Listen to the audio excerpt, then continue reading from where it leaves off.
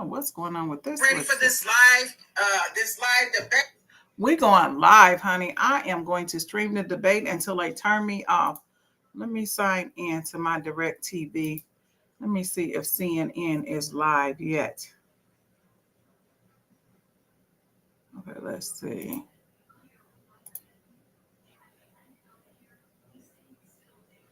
Okay, what is the countdown is on. Yes, we are going live.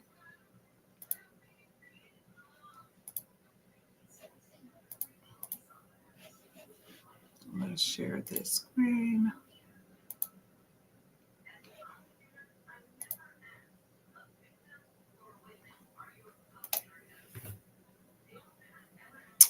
All right, let me see. I may have to log into my. Let's see.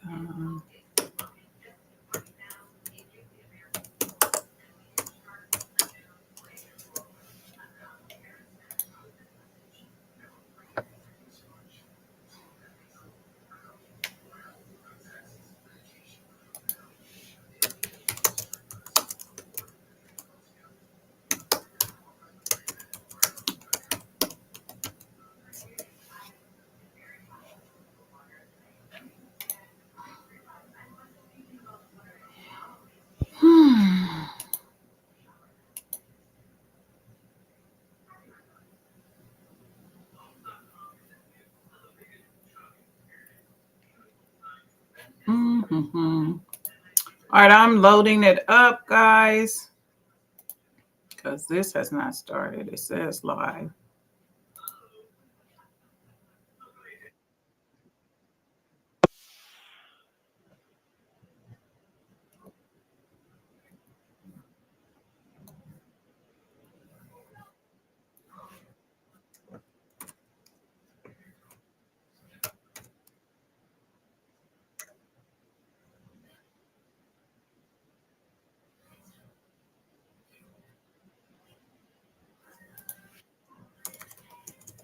The first gentleman is kind of boring. So, yeah, not enthused.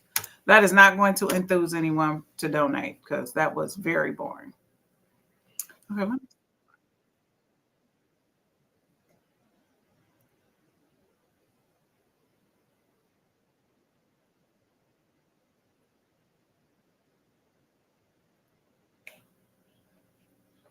okay, here we go.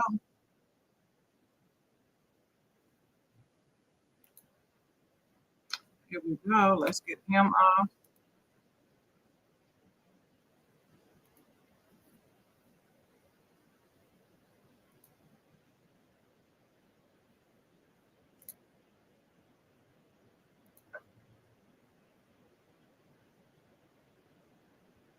Are ready to continue to build the future together. We're to turn this whole country red with President Donald J. Trump's leadership. You know what's at the end of this little journey? Kamala Harris as the next president of the United States. This is a CBS News special, live from CBS News headquarters in New York. America Decides, the vice presidential debate. Good evening, I'm Nora O'Donnell, and thank you for joining us for tonight's CBS News Vice Presidential Debate. We want to welcome our viewers on CBS, on other networks here in the U.S. and around the world. Yeah, CBS will not be fact-checked like ABC. This is the issues that matter to you, the voter. Let's introduce the candidates. Minnesota's Democratic Governor Tim Walz and Ohio's Republican Senator J.D. Vance tonight meeting for the first time. I'm Margaret Brennan. In order to have a thoughtful and civil debate, these are the rules that both campaigns have agreed to. Are they even in person? Questions will be directed at one candidate who will have 2 minutes to respond. The other candidate will be allowed 2 minutes for rebuttal. Then each candidate will get another minute to make further points, with an additional 1 minute each at the discretion of the moderator. The primary role of the moderators is to facilitate the debate between the candidates, enforce the rules, and provide the candidates with the opportunity to fact-check claims made by each other. CBS News reserves the right to mute the candidates' microphones to maintain decorum. We have not shared the questions or topics with the campaigns. The stage is set. Governor, Senator, thank you for joining us. Let's get started. Tonight, our country is facing several unfolding crises. The Middle East is on the brink of war. Americans are suffering from the catastrophic impact of Hurricane Helene. And now a labor strike as 25,000 dock workers from Maine to Texas are picketing. We're going to begin tonight with the Middle East. Margaret. Thank you, Nora. Earlier today, Iran launched its largest attack yet on Israel, but that attack failed, thanks to joint U.S. and Israeli defensive action. President Biden has deployed more than 40,000 U.S. military personnel and assets to that region over the past year to try to prevent a regional war. Iran is weakened, but the U.S. still considers it the largest state sponsor of terrorism in the world, and it has drastically reduced the time it would take to develop a nuclear weapon. It is down now to 1 or 2 weeks' time.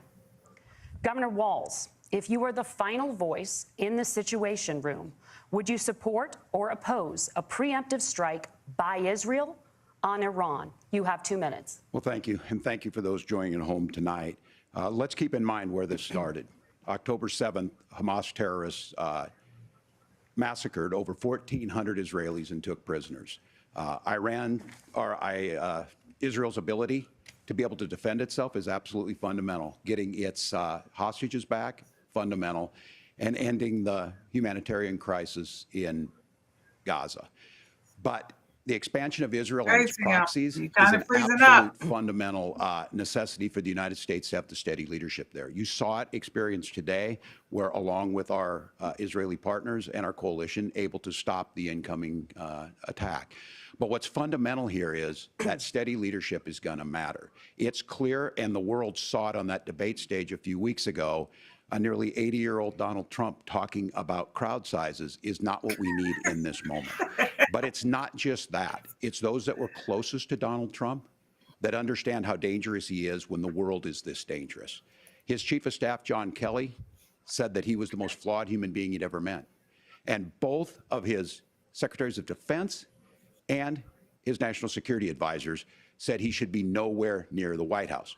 Now, the person closest to them, Donald Trump, said he's unfit for the highest office. That was Senator Vance. What we've seen out of Vice President Harris is we've seen steady leadership. You kind of stiff. We've You seen got to a loosen up, calmness Tim. that is able to draw on the coalitions to bring them together. Understanding that our allies matter. When our allies see Donald Trump turn towards Vladimir Putin, turn towards North Korea, when we start to see that type of fickleness around holding the coalitions together, we will stay committed. And as the Vice President said today we will protect our forces and our allied forces, and there will be consequences. Governor, your time is up. Senator Vance, the same question. Would you support or oppose a preemptive strike by Israel on Iran? You have 2 minutes. A preemptive strike by Israel on Iran. You have 2 minutes. So, Margaret, I want to answer the question. First of all, thanks, Governor. Thanks to CBS for hosting the debate. And thanks, most importantly, to the American people who are watching this evening and caring enough about this country to pay attention to this vice presidential debate. I want to answer the question, but I want to actually give an introduction to myself a little bit because I recognize a lot of Americans don't know who either one of us are. I was raised in a working-class family. My mother required food assistance for periods of her life. My grandmother required Social Security help to raise me. And she raised me in part because my own mother struggled with addiction for a big chunk of my early life. I went to college on the GI Bill after I enlisted in the Marine Corps and served in Iraq. And so I stand here asking to be your vice president with extraordinary gratitude for this country, for the American dream that made it possible for me to live my dreams. And most importantly, I know that a lot of you are worried about the chaos in the world and the feeling that the American dream is unattainable. I want to try to convince you tonight over the next 90 minutes that if we get better leadership in the White House, if we get Donald Trump back in the White House, the American dream is going to be attainable once again.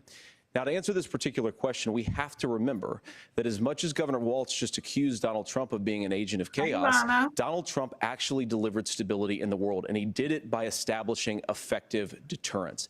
People were afraid of stepping out of line. Iran, which launched this attack, has received over $100 billion in unfrozen assets thanks to the Kamala Harris administration. What do they use that money for? They use it to buy weapons that they're now launching against our allies, and God forbid, potentially launching against the United States as well. Donald Trump recognized that for people to fear the United States, you needed peace through strength. They needed to recognize that if they got out of line, the United States global leadership would put stability and peace back in the world. Now, you asked about a preemptive strike, Margaret, and I want to answer the question. Look, it is up to Israel what they think they need to do to keep their country safe, and we should support our allies wherever they are when they're fighting the bad guys. I think that's the right approach to take with the Israel question. Thank you, Senator. Governor Walz, do you care to respond to any of the allegations? Well, look, Donald Trump was in office. We'll sometimes hear a revisionist history, but when Donald Trump was in office, it was Donald Trump who we had a coalition of nations that had boxed Iran's nuclear program in, the inability to advance it. Donald Trump pulled that program and put nothing else in its place. So Iran is closer to a nuclear weapon than they were before because of Donald Trump's fickle leadership. And when Iran shot down an American aircraft in international airspace, Donald Trump tweeted, because that's the standard diplomacy of Donald Trump. And when Iranian missiles did fall near U.S. troops and they received traumatic brain injuries, Donald Trump wrote it off as headaches. Look, our allies understand that Donald Trump is fickle. He will go to whoever has the most flattery or where it makes sense to him. Steady leadership like you witnessed today, like you witnessed in April. Both Iranian attacks were repelled. Our coalition is strong, and we need the steady leadership that Kamala Harris is providing. Senator Vance, the U.S. did have a diplomatic deal with Iran to temporarily pause parts of its nuclear program, and President Trump did exit that deal. He recently said, just 5 days ago, the U.S. must now make a diplomatic deal with Iran because the consequences are impossible. Did he make a mistake? You have 1 minute. Well, first of all, Margaret, diplomacy is not a dirty word, but I think that's something that Governor Walz just said is quite extraordinary. You yourself just said Iran is as close to a nuclear weapon today as they have ever been. And Governor Walz, you blame Donald Trump. Who has been the vice president for the last 3.5 years? And the answer is your running mate, not mine.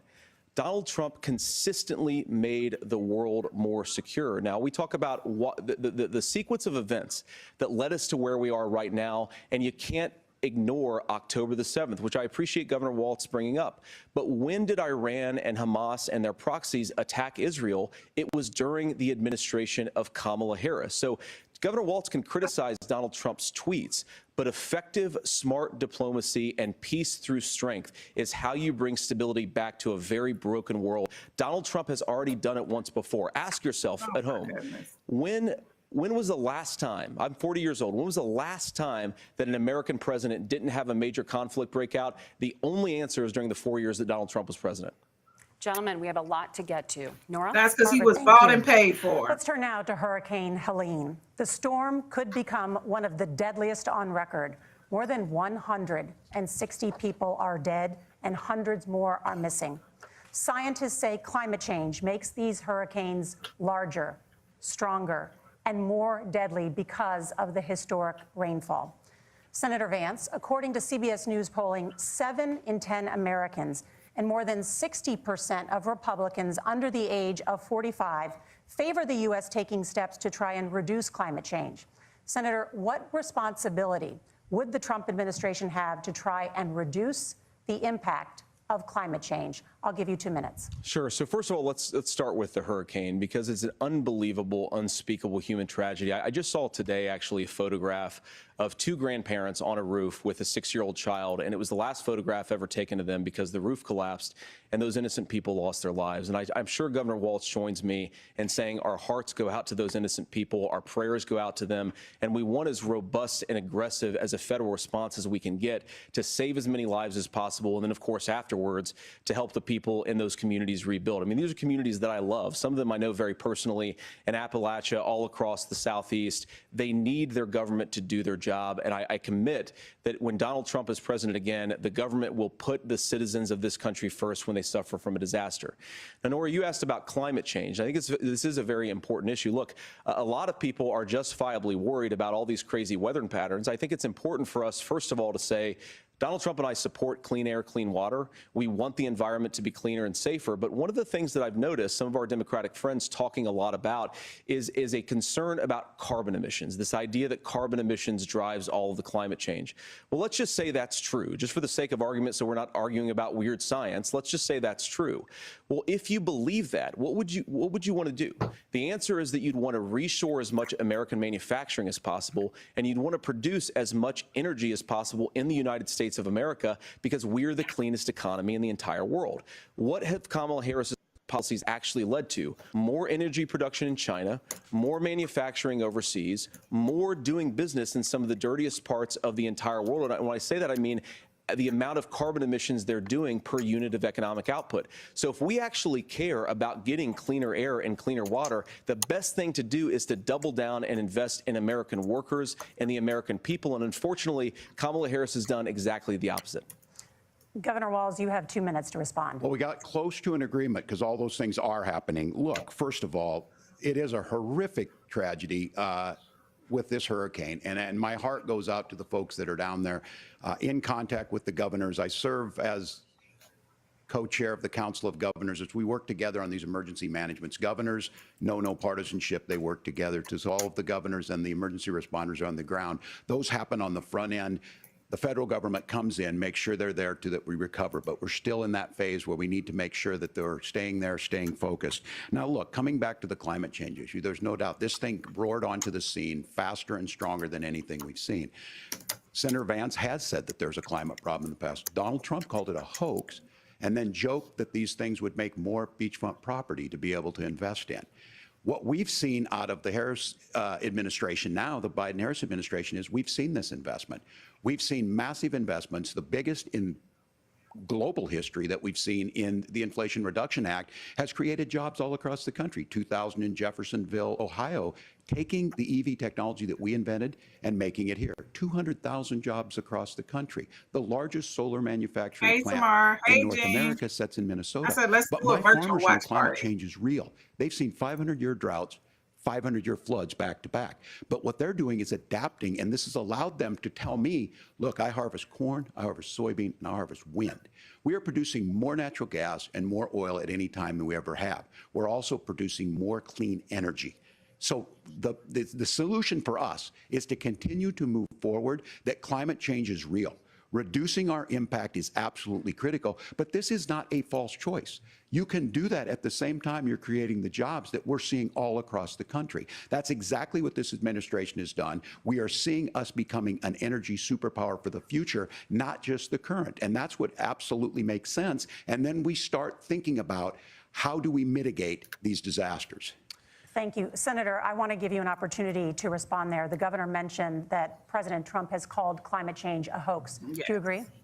Well, look, what the president has said is that if the Democrats, in particular Kamala Harris and her leadership, if they really believe that climate change is serious, what they would be doing is more manufacturing and more energy production in the United States of America, and that's not what they're doing. So clearly, Kamala Harris herself doesn't believe her own rhetoric on this. If she did, she would actually agree with Donald Trump's energy policies. Now, something Governor Walz said I think is important to touch upon, because when we talk about clean energy, I think that's a slogan that often the Democrats will use here. And I'm talking, of course, about the Democratic leadership. And the real issue is that if you're spending hundreds of millions or even billions of dollars of American taxpayer money on solar panels that are made in China, number one, you're going to make the economy dirtier. We should be making more of those solar panels here in the United States of America. Some of them are, Tim, but a lot of them are being made overseas in China, especially the components that go into those solar panels. So if you really want to make the environment cleaner, you've got to invest in more energy production. We haven't built a nuclear facility, I think, one in the past 40 years.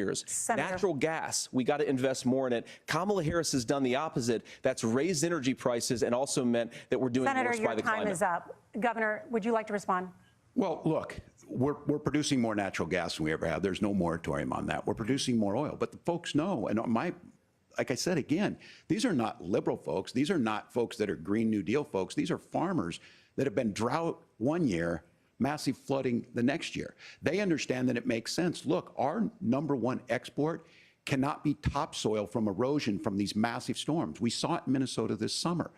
And thinking about how do we respond to that, we're thinking ahead on this. And what Kamala Harris has been able to do in Minnesota, we're starting to weatherproof some of these things. The infrastructure law that was passed allows us to think about mitigation in the future. How do we make sure that we're protecting by burying our power lines? How do we make sure that we're protecting lakefronts and things that we're seeing more and more of? But to call it a hoax and to take the oil company executives to Mar-a-Lago, say, give me money for my campaign, Right, and I'll let you do whatever you want. exactly. We can be smarter about that, and an all-above energy policy is exactly what she's doing, creating those jobs right here. Come on, Walls. Governor, your time is up. The overwhelming consensus among scientists is that the Earth's climate is warming at an unprecedented rate.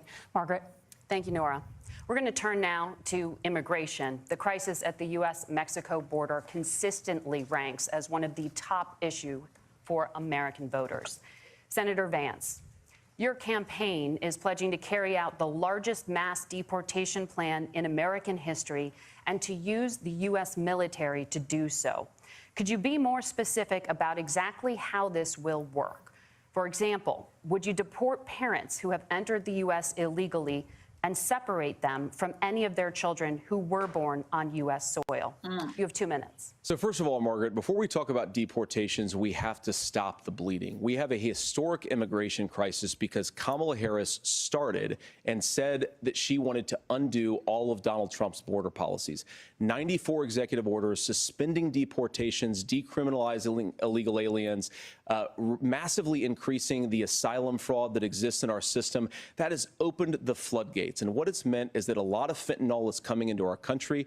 I had a mother who struggled with opioid addiction and has gotten clean. I don't want people who are struggling with addiction to be deprived of their second chance because Kamala Harris let in fentanyl into our communities at record levels. So you've got to stop the bleeding. You've got to re-implement Donald Trump's border policies, build the wall, re-implement deportations. And that gets me to your point, Margaret, about what do we actually do? So we've got 25 million illegal aliens who are here in the country. What do we do with them? I think the first thing that we do is we start with the criminal migrants. About 1 million of those people have committed some form of crime in addition to crossing the border illegally. I think you start with deportations on those folks. And then I think you make it harder for illegal aliens to undercut the wages of American workers. A lot of people will go home if they can't work for less than minimum wage in our own country. And by the way, that'll be really good for our workers who just want to earn a fair wage for doing a good day's work. And the final point, Margaret, is you ask about family separation. Right now in this country, Margaret, we have 320,000 children that the Department of Homeland Security has effectively lost. Some of them have been sex trafficked. Some of them hopefully are at homes with their families. Some of them have been used as drug trafficking mules. And many The of them real were family separation separated policy in this under country Trump. is unfortunately Kamala Harris's wide open southern border. And I'd ask my fellow Americans to remember when she came into office, she said she was going to do this. Real leadership would be saying, you know what, I screwed up. We're going to go back to Donald Trump's border policies. I wish that she would do that. It would be good for all of us.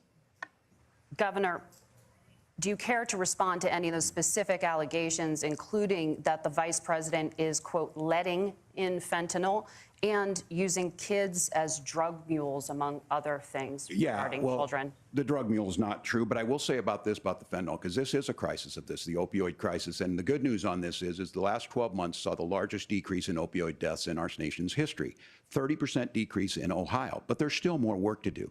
But let's go back to this on immigration. Yeah, Kamala Ohio, Harris is the your Attorney state. General of the largest state and a border state in California. She's the only person in this race who prosecuted transnational gangs for human trafficking and drug interventions. But look, we all want to solve this. Most of us want to solve this, and that is the United States Congress. That's the Border Patrol agents. That's the Chamber of Commerce. That's most Americans out here. That's why we had the fairest and the toughest bill on immigration that this nation's seen. It was crafted by a conservative senator from Oklahoma, James Lankford. I know him. He's super conservative, but he's a man of principle, wants to get it done. Democrats and Republicans worked on this piece of legislation. The Border Patrol said, this is what we need in here. These are the experts. And the Chamber of Commerce and the Wall Street Journal said, pass this thing. Kamala Harris helped get there. 1,500 new border agents, detection for drugs, DOJ money to speed up these the adjudications on this, just what America wants. But as soon as I was getting ready to pass and actually tackle this, Donald Trump said no, told them to vote against it because it gives him a campaign issue. It gives him to, what would Donald Trump talk about if we actually did some of these things? And they need to be done by the legislature. You can't just do this through the executive branch. Right. So look, we have the options to do this. Donald Trump had 4 years. He had 4 years to do this. And he promised you, America, how easy it would be. I'll build you a big, beautiful wall, and Mexico will pay for it. Less than 2% of that wall got built, and Mexico didn't pay a dime. But here we are again, 9 years after he came down that escalator, dehumanizing people and telling them what he was going to do. As far as the deportation plan, at one point, Senator Vance said it was so unworkable to be laughable. So that's where we're at. Pass the bill, she'll sign it. Governor, your time is up. Senator, the question was, will you separate parents from their children, even if their kids are U.S. citizens? You have 1 minute. Margaret, my point is that we already have massive child separations thanks to Kamala Harris's open border. And I didn't accuse Kamala Harris of inviting drug mules. I said that she enabled the Mexican drug cartels to operate freely in this country. And we know that they use children as drug mules, and it is a disgrace, and it has to stop. Look, I think what Tim said just doesn't pass the smell test. For 3 years, Kamala Harris went out bragging that she was going to undo Donald Trump's border policy. She did exactly that. We had a record number of illegal crossings. We had a record number of fentanyl coming into our country. And now that she's running for president, or a few months before, she says that somehow she got religion and cared a lot about a piece of legislation. The only thing that she did when she became the vice president, when she became the appointed border czar, was to undo 94 Donald Trump executive actions that opened the border. This problem is leading to massive problems in the United States of America. Parents who can't afford health care, schools that are overwhelmed. It's got to stop, and it will when Donald Trump is president again. Senator, your time is up. Governor, what about our CBS News polling, which does show that a majority of Americans, more than 50%, support mass deportations? Look, we fix this issue with a bill that is necessary, but the issue on this is what happens when you don't want to solve it. You demonize it. And we saw this, and Senator Vance, and it surprises me on this, talking about and saying, I will create stories to bring attention to this. That vilified a large number of people who were here legally in the community of Springfield. The Republican governor said, it's not true, don't do it. There's consequences for this. There's consequences. We could come together. Senator Lankford did it. We could come together and solve this if we didn't let Donald Trump continue to make it an issue. And the consequences in Springfield were the governor had to send state law enforcement to escort kindergartners to school. I believe Senator Vance wants to solve this, but by standing with Donald Trump and not working together to find a solution, it becomes a talking point. And when it becomes a talking point like this, we dehumanize and villainize other human beings. Tim, Governor, your time is up. Senator, I'll give you 1 minute, but let me just ask you the question first. The governor has made the point, and I think as a sitting lawmaker, you know that Congress controls the purse strings and any funding. Come on. So you have said repeatedly that Donald Trump would, through executive action, solve this. Do you disagree that Congress controls the purse strings and would need to support many of the changes that you would actually want to implement? You have 1 minute. Look, Margaret, first of all, the gross majority of what we need to do at the southern border is just empowering law enforcement to do their job. I've been to the southern border more than our border czar, Kamala Harris, has been, and it's actually heartbreaking because the Border Patrol agents, they just want to be empowered to do their job. Of course, additional resources would help, but most of this is about the president and the vice president empowering our law enforcement to say, if you try to come across the border illegally, you've got to stay in Mexico, you've got to go back through proper proper channels. Now, Governor Walz brought up the community of Springfield, and he's very worried about the things that I've said in Springfield. Look, in Springfield, Ohio, and in communities all across this country, you've got schools that are overwhelmed. You've got hospitals that are overwhelmed. You've got housing that is totally unaffordable because we brought in millions of illegal immigrants to compete with Americans for scarce homes. The people that I'm most worried about in Springfield, Ohio, are the American citizens who have had their lives destroyed by Kamala Harris's open border. It is a disgrace, Tim. And I actually think, I agree with you. I think you want to solve this problem, but I don't think that Kamala Harris does. Senator, your time is up. Governor, you have 1 minute to respond. Get him. Yeah, well, it is law enforcement that asked for the bill. They helped craft it. They're the ones that supported it. That's because they know we need to do this. Look, this issue of continuing to bring this up, of not dealing with it, of blaming migrants for everything. On housing, we could talk a little bit about Wall Street speculators buying up housing and making them less affordable, but it becomes a blame.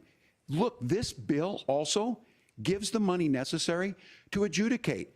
I agree. It should not take 7 years for an asylum claim to be done. Right. This bill gets it done in 90 days. Then you start to make a difference in this, and you start to adhere to what we know, American principles. I don't talk about my faith a lot, but Matthew 25:40 talks about, to the least amongst us you do unto me. I think that's true of most Americans that simply want order to it. Bring the word. This bill does it. It's funded. It's supported by the people who do it, and it lets us keep our dignity about how we treat other people.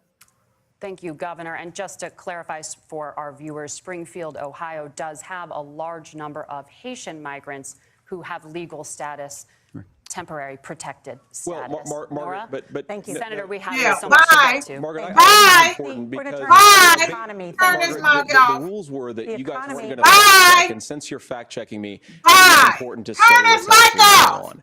So there's an application Turn called the his damn CBP mic one, off. where you can go on as an illegal migrant, apply for asylum or apply Turn for his damn parole, mic off. and be This don't even granted make no legal sense. status at the wave of a Kamala Harris open border wand. That is not a person coming in, applying for a green card and waiting for 10 years. That Thank is you, the Senator. facilitation Turn of his illegal mic immigration, off. Margaret, by Thank our you, own Senator, for leadership. describing the legal process. We have so much to get to, Senator. Those We have laws so have been on much. the books since 1990. Thank you, gentlemen. The we CBP want to One have, app has not been on the Turn books. his fucking mic off. It's something that Kamala Harris created, Margaret. gentlemen, the audience can't hear you because your mics are cut. We have so much we want to get to. Thank you for explaining the legal process. You should have been turned his damn mic off. Thank you, Y'all Margaret. kill me with that bullshit. The economy is a top concern for voters. Each of your campaigns has released an economic plan, so let's talk about the specifics. Governor Walz, Vice President Harris unveiled a plan that includes billions in tax credits for manufacturing, housing, and a renewed child tax credit. The Wharton School says your proposals will increase the nation's deficit by $1.2 trillion. How would you pay for that without ballooning the deficit? Governor, I'll give you 2 minutes. Yeah, thank you. And Kamala Harris and I do believe in the middle class because that's where we come from. We both grew up in that. We understand. So those of you out there listening tonight, you're hearing a lot of stuff back and forth, and it's good. It's healthy. That's what this is supposed to happen. You should be listening. How's this going to impact me? The bold forward plan that Kamala Harris put out there is talking about this housing issue. The one thing is there's 3 million new houses proposed under this plan with down payment assistance on the front end to get you in a house. A house is much more than just an asset to be traded somewhere. It's foundational to where you're at. And then making sure that the things you buy every day, whether they be prescription drugs or other things, that there's fairness in that. Look, the $35 insulin is a good thing, but it costs $5 to make insulin. They were charging $800 before this law went into effect. As far as the housing goes, I've seen it in Minnesota. 12% more houses in Minneapolis, prices went down on rent 4%. It's working. And then making sure tax cuts go to the middle class. $6,000 child tax credit, we have one in Minnesota, reduces childhood poverty by 1/3. We save money in the long run, and we do the right thing for families. And then getting businesses off the ground. The law as it stands right now is $5,000 tax credit for small business, increasing that to $50,000. Now, this is a philosophical difference between us. Donald Trump made a promise, and I'll give you this. He kept it. He took folks to Mar-a-Lago. He said, you're rich as hell, I'm going to give you a tax cut. He gave the tax cuts that predominantly went to the top class. What happened there was an $8 trillion increase in the national debt, the largest ever. Now he's proposing a 20% consumption or sales tax on everything we bring in. Everyone agrees, including businesses, it would be destabilizing it, it would increase inflation and potentially lead to a recession. Look, this is simple for you. Where are we going? Kamala Harris has said to do the things she wants to do, we'll just ask the wealthiest to pay their fair share. When you do that, our system works best, more people are participating in it, and folks have the things that they need. Senator, I want to give you a moment to respond on that. But similarly, the Wharton School has done an analysis of the Trump plan and says it would increase the nation's deficit by $5.8 trillion.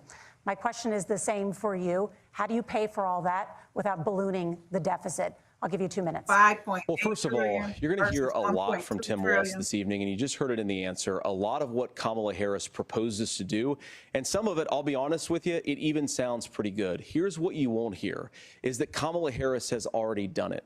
Because she's been the vice president for 3.5 years. She had the opportunity to enact all of these great Not the policies. president. And what she's actually done instead is drive the cost of food higher by 25%, drive the cost of housing higher by about 60%, open the American southern border and make middle-class life unaffordable for a large number of Americans. If Kamala Harris has such great plans for how to address middle-class problems, then she ought to do them now. Not when asking for a promotion, but in the job the American people gave her 3.5 years ago. And the fact that she isn't tells you a lot about how much you can trust her actual plans.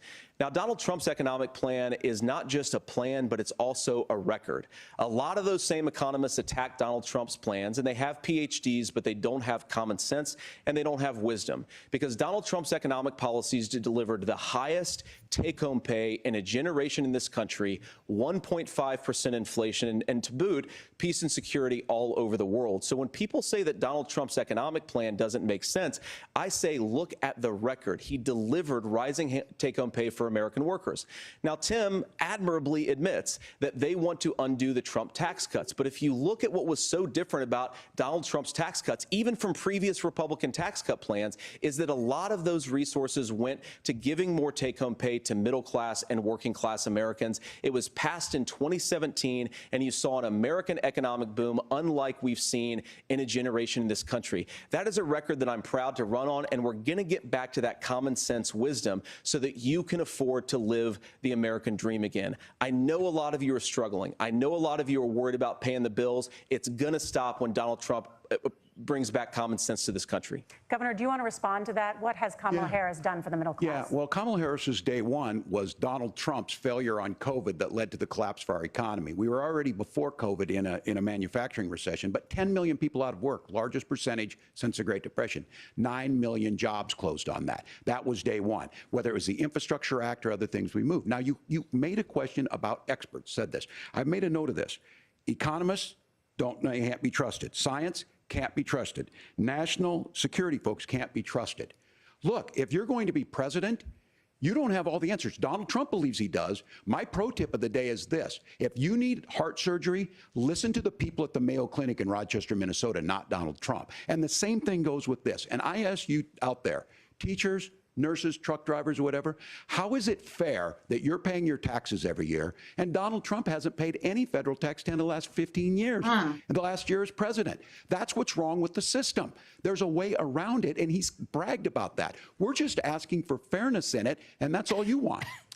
You have a minute. Governor, you say trust the experts. But those same experts for 40 years said that if we shipped our manufacturing base off to China, we'd get cheaper goods. They lied about that. They said if we shipped our industrial base off to other countries, to Mexico and elsewhere, it would make the middle class stronger. They were wrong about that. They were wrong about the idea that if we made America less self-reliant, less productive in our own nation, that it would somehow make us better off, and they were wrong about it. And for the first time in a generation, Donald Trump had the wisdom and the courage to say to that bipartisan consensus, we're not doing it anymore. We're bringing American manufacturing back. We're unleashing American energy. We're going to make more of our own stuff. And this isn't just an economic issue. I mean, I've got 3 beautiful little kids at home, 7, 4, and 2, and I love them very much, and I hope they're in bed right now. But look, so many of the drugs, the pharmaceuticals that we put in the bodies of our children are manufactured by nations that hate us. This has to stop. And we're not going to stop it by listening to experts. We're going to stop it by listening to common sense wisdom, which is what Donald Trump governed on. Senator, your time is up. Governor Walz, can you address that? I mean, voters say they trust Donald Trump on the economy more. Why? Well, if you're listening tonight and you want billionaires to get tax cuts, you heard what the numbers were. Look, I'm a union guy on this. I'm not a guy who wanted to ship things overseas, but I understand that, look, we produce soybeans and corn. We need to have fair trading partners. That's something that we believe in. I think the thing that most concerns me on this is Donald Trump was the guy who created the largest trade deficit in American history with China. So the rhetoric is good. Much of what the senator said right there, I'm in agreement with him on this. I watched it happen too. I watched it to my communities, and we talked about that. But we had people undercutting the right to collectively bargain. We had right to work states made it more difficult. We had companies that were willing to ship it over, and we saw people profit. Folks that are venture capital in some cases, putting money into companies that were overseas. We're in agreement that we bring those home. The issue is Donald Trump is talking about it. Kamala Harris has a record, 250,000 more manufacturing jobs just out of the IRA. May I respond to that? Yes. So appreciate that. So if you notice, what Governor Walz just did is he said, first of all, Donald Trump has to listen to the experts.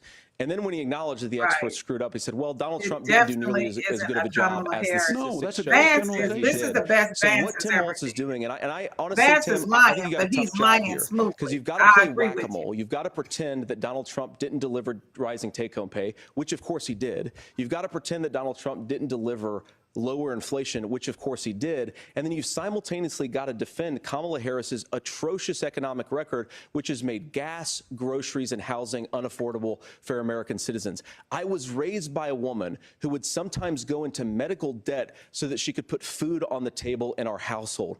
I know what it's like everybody to will not go be able into to medical afford the debt. things Ain't that you nobody need trying to to pay no afford. damn We medical can bills do over so eating. much better. To all of you watching, we can get back to an America that's affordable again. We just got to get back to common sense economic principles. I hope we have a conversation on health care then. Senator, Governor. Please. Thank you. Margaret? We have a lot to get to ahead, gentlemen, on many topics. But right now, I want to talk about personal qualifications. The vice president is often the last voice the president hears before making consequential decisions. We want to ask you about your leadership qualities. Governor Walz, you said you were in Hong Kong during the deadly Tiananmen Square protests in the spring of 1989. But Minnesota Public Radio and other media outlets are reporting that you actually didn't travel to Asia until August of that year. Can you explain that discrepancy? You have 2 minutes. Well, and to the folks out there who didn't get at the top of this, look, I grew up in small rural Nebraska, town of 400. Nebraska! Town, you rode your bike with your buddies till the streetlights come on, and Yes. I'm proud of that service. I joined the National Guard at 17, worked on family farms, and then I used the GI Bill to become a teacher, passionate about it, a young teacher. My first year out, I got the opportunity in the summer of '89 to travel to China. 35 years ago, to be able to do that. I came back home and then started a program to take young people there. We would take basketball teams, we would take baseball teams, we would take dancers, and we would go back and forth to China. The issue for that was to try and learn. Now, look, my community knows who I am. They saw where I was at. Look, I will be the first to tell you, I have poured my heart into my community. I've tried to do the best I can, but I've not been perfect. And I'm a knucklehead at times, but it's always been about that. Those same people elected me to Congress for 12 years. And in Congress, I was one of the most bipartisan people, working on things like farm bills that we got done, working on veterans benefits. And then the people of Minnesota were able to elect me to governor twice. So look, my commitment has been from the beginning to make sure that I'm there for the people, to make sure that I get this right. I will say more than anything, many times I will talk a lot, I will get caught up in the rhetoric, but being there, the impact it made, the difference it made in my life, I learned a lot about China. I hear the critiques of this. I would make the case that Donald Trump should have come on one of those trips with us. I guarantee you he wouldn't be praising Xi Jinping about COVID, and I guarantee you he wouldn't start a trade war that he ends up losing. So this is about trying to understand the world. It's about trying to do the best you can for your community, and then it's putting yourself out there and letting your folks understand what it is. My commitment, whether it be through teaching, which I was good at, or whether it was being a good soldier or was being a good member of Congress, those are the things that I think are the values that people care about. Way to dodge Governor, the question. just to follow up on that, the question was, can you explain the discrepancy? All I said on this is I got there that summer and misspoke on this. So I will just, that's what I've said. There you go. That's it. So I was in Hong Kong and China during the democracy protests went in. And from that, I learned a lot of what needed to be in governance. Thank you, Governor. Senator Vance, in 2016, you called your running mate Donald Trump unfit for the nation's highest office, and you said he could be America's Hitler. I know you've been asked many times, and you've said you regret those comments and explained you then voted for Donald Trump in 2020. But the Washington Post reported new messages last week in which you also disparaged Trump's economic record while he was president, writing to someone in 2020, quote, Trump thoroughly failed to deliver his economic populism. You're now his running mate, and you've shifted many of your policy stances to align with his. If you become vice president, why should Americans trust that you will give Donald Trump the advice he needs to hear and not just the advice he wants to hear? You have 2 minutes. Well, first of all, Margaret, because I've always been open. And sometimes, of course, I've disagreed with the president, but I've also been extremely open about the fact that I was wrong about Donald Trump. I was wrong, first of all, because I believed some of the media stories that turned out to be dishonest fabrications of his record. But most importantly, Donald Trump delivered for the American people. Rising wages, rising take-home pay, an economy that worked for normal Americans, a secure southern border, a lot of things, frankly, that I didn't think he'd be able to deliver on. And yeah, when you screw up, when you misspeak, when you get something wrong and you change your mind, you ought to be honest with the American people about it. It's one of the reasons, Margaret, why I've done so many interviews is because I think it's important to actually explain to the American people where I come down on the issues and what changed. Now, you pointed out the messages from 2020. Margaret, I've been extremely consistent that I think there were a lot of things that we could have done better in the Trump administration the first round if Congress was doing its job. I strongly believe, and I've been a United States Senator, that Congress is not just a high-class debating society. It's not just a forum for senators and congressmen to whine about problems. It's a forum to govern. So there were a lot of things on the border, on tariffs, for example, where I think that we could have done so much more if the Republican Congress and the Democrats in Congress had been a little bit better about how they govern the country. They were so obsessed with impeaching Donald Trump, they couldn't actually govern. And I want to talk about this tariff issue in particular, Margaret, because Tim just accused this of being a national sales tax.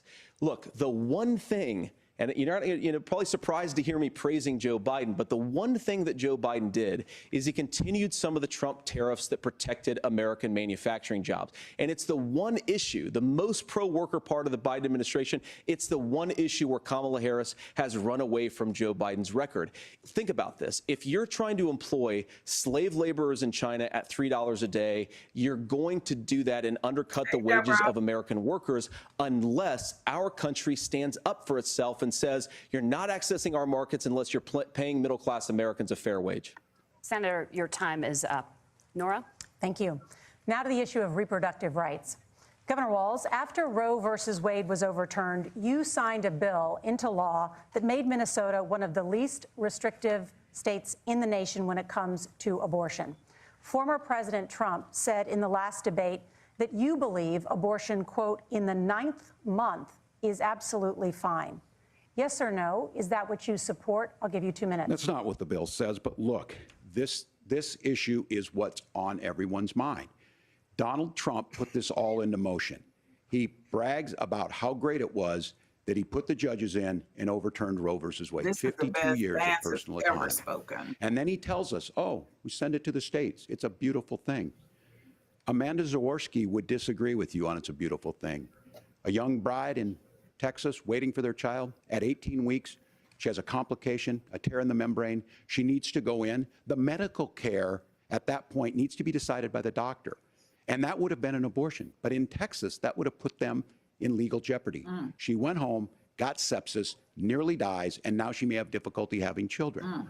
Or in Kentucky, Hadley Duvall, a 12-year-old child raped and impregnated by her stepfather.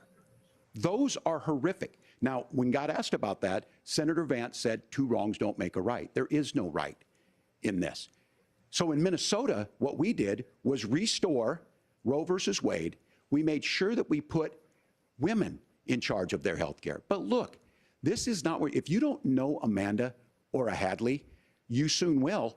Their Project 2025 is going to have a registry of pregnancies.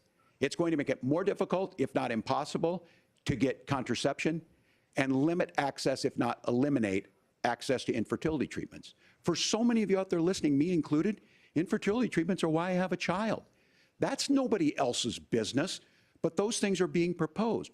And the catch-all on this is, well, the states will decide what's right for Texas might not be right for Washington.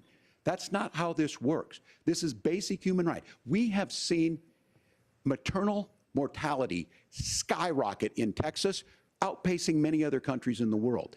This is about health care. In Minnesota, we are ranked first in health care for a reason. We trust women, we trust doctors. Senator, do you want to respond to the governor's claim? Will you create a federal pregnancy monitoring agency? No, Nora, certainly we won't. And I want to talk about this issue because I know a lot of Americans care about it, and I know a lot of Americans don't agree with everything that I've ever said on this topic. And, you know, I grew up in a working class family in a neighborhood where I knew a lot of young women who had unplanned pregnancies and decided to terminate those pregnancies because they feel like they didn't have any other options. And, you know, one of them is actually very dear to me. And I know she's watching tonight, and I love you. And she told me something a couple years ago that she felt like if she hadn't had that abortion, that it would have destroyed her life because she was in an abusive relationship. And I think that what I take from that as a Republican who proudly wants to protect innocent life in this country, who proudly wants to protect the vulnerable, is that my party, we've got to do so much better of a job at earning the American people's trust back on this issue where they frankly just don't trust us. And I think that's one of the things that Donald Trump and I are endeavoring to do. I want us as a Republican Party to be pro-family in the fullest sense of the word. I want us to support fertility treatments. I want us to make it easier for moms to afford to have babies. I want it to make it easier for young families to afford a home so they can afford a place to raise that family. And I think there's so much that we can do on the public policy front just to give women more options.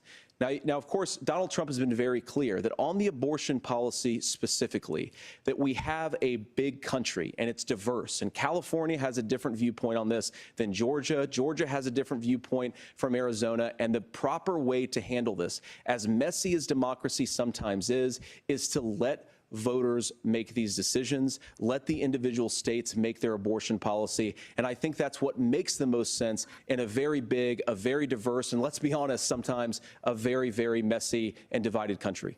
Governor, would you like to respond and also answer the question about restrictions? Yeah, well, the question got asked and Donald Trump made the accusation that wasn't true about Minnesota. Well, let me tell you about this idea that there's diverse states. There's a young woman named Amber Thurman. She happened to be in Georgia, a restrictive state. Because of that, she had to travel a long distance to North Carolina to try and get her care. Amber Thurman died in that journey back and forth. The fact of the matter is, how can we as a nation say that your life and your rights, as basic as the right to control your own body, is determined on geography? There's a very real chance had Amber Thurman lived in Minnesota, she would be alive today. That's why the restoration of Roe versus Wade. When you listen to Vice President Harris talk about this subject and you hear me talk about it, you hear us talking exactly the same. Donald Trump is trying to figure out how to get the political right of this. I agree with a lot of what Senator Vance said about what's happening. His running mate, though, does not, and that's the problem. Governor, your time is up. Senator, let me ask you about that. He mentioned, was, I think, referring to a national ban. In the past, you have supported a federal ban on abortion after 15 weeks. In fact, you said if someone can't support legislation like that, quote, you are making the United States the most barbaric pro-abortion regime anywhere in the entire world. My question is, why have you changed your position? Well, Nora, first of all, I never supported a national ban. I did, when I was running for Senate in 2022, talk about setting some minimum national standard. For example, we have a partial birth abortion ban in place in this country at the federal level. I don't think anybody's trying to get rid of that, or at least I hope not, though I know that Democrats have taken a very radical pro-abortion stance. But Nora, you know, one of the things that changed is in the state of Ohio, we had a referendum in 2023, and the people of Ohio voted overwhelmingly, by the way, against my position. And I think that what I learned from that, Nora, is that we've got to do a better job at winning back people's trust. So many young women would love to have families. So many young women also see an unplanned pregnancy as something that's going to destroy their livelihood, destroy their education, destroy their relationships. And we have got to earn people's trust back. And that's why Donald Trump and I are committed to pursuing pro-family policies, making childcare more accessible, making fertility treatments more accessible, because we've got to do a better job at that. And that's what real leadership is. Governor, your response. I'm going to respond on the pro-abortion piece of that. No, we're not. We're pro-women. We're pro-freedom to make your own choice. We know what the implications are to not be that. Women having miscarriages, women not getting the care, physicians feeling like they may be prosecuted for providing that care. And as far as making sure that we're educating our children and giving them options, Minnesota's a state with one of the lowest teen pregnancy rates. We understand that too. We know that the options need to be available, and we make that true. We also make it, we're a top 3 state for the best place to raise children. But these two things, to try and say that we're pro-children, but we don't like this, or you guys are pro-abortion, that's not the case at all.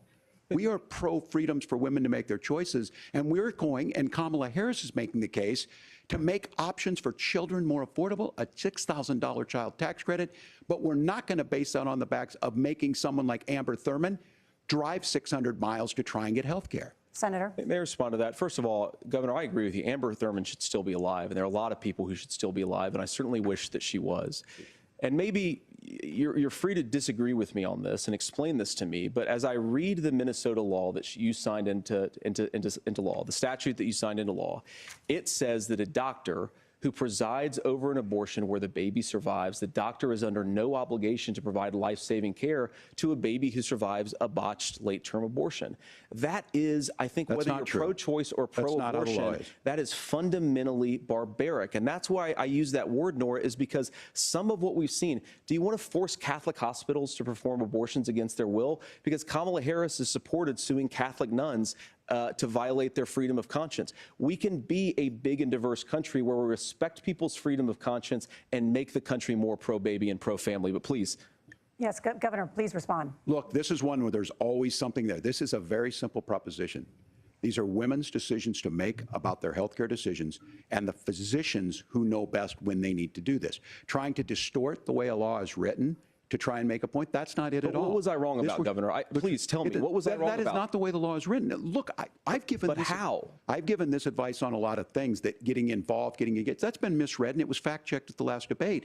But the point on this is there's a continuation of these guys to try and tell women or to get involved. I use this line on this, just mind your own business on this. Things worked best when Roe versus Wade was in place. When we do a restoration of Roe, that works best. That doesn't preclude us from increasing funding for children. It doesn't increase us from making sure that once that child's born, like in Minnesota, they get meals, they get early childhood education, they get health care. So the hiding behind we're going to do all these other things when you're not proposing them in your budget, Kamala Harris is proposing them. She's proposing all those things to make life easier for families. I asked a specific question, Governor. You gave me a slogan as a response. It's not the case. It's not true. That's not what the law says. So they fact-checked it with President Trump. Gentlemen, there's a lot to discuss. We have to move on, and we're going to be right back with much more of the CBS News vice presidential debate in just a moment. Ooh, honey, they done poured me out already. We are going to go out of there. What are your thoughts about what's going on? What are you thinking about the debate? How do you think the candidates are doing? I'm just going to say that this is the best speaking points that Vance has ever had. J.D. Vance has never spoken this well, and he's doing what Trump couldn't do, articulate. They're still not giving proposed policies, because I haven't heard a policy yet. He's just talking about what they would do, and just how he rambled on about the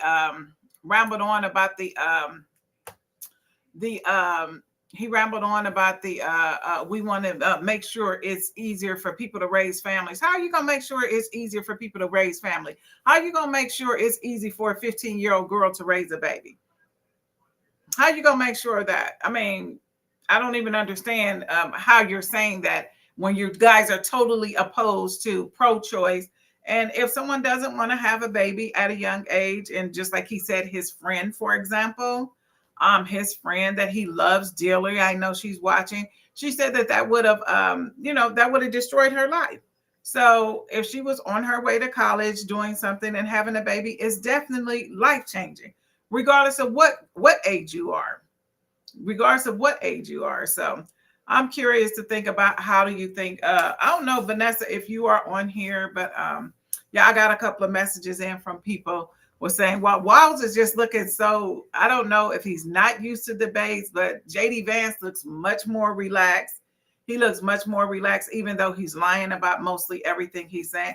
Not lying as much as Trump, but almost lying about everything he's talking about. But it looks like that Walz is warming up a little bit, and looks like he got frazzled a few times. This definitely ain't no Kamala Harris debate, baby. This is definitely not being cut with precision on either side. So I don't know. What are your thoughts?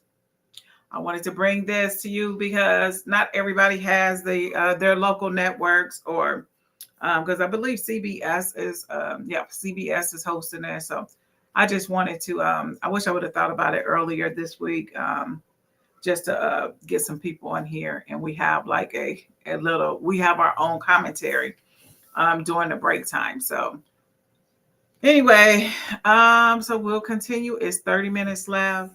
They didn't wore me out. Look, they didn't wore me out, honey. I was not wore out during Kamala's thing. I was just on pump. We were on pump.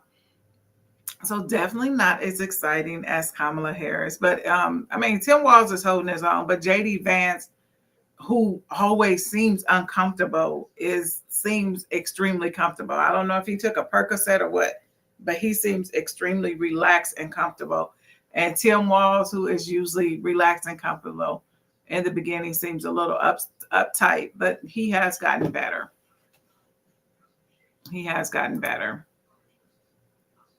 So I'll tap the debate back in. It's still on break. But yeah, how he's just, it's just crazy how they've been rolling on national abortion rights, but then say, oh, we just want to make it easier. No, you don't. And if that was Kamala Harris, that when he was like that, the doctor can do whatever, disregard the baby, Tim Walz should have tore his ass up on that. I think that was a missed opportunity. He said it wasn't. That's not what it said. But they knew that Trump brought that up in the last thing. They should have had verbatim what it said and had that committed to his memory. He should have tore his ass up on that.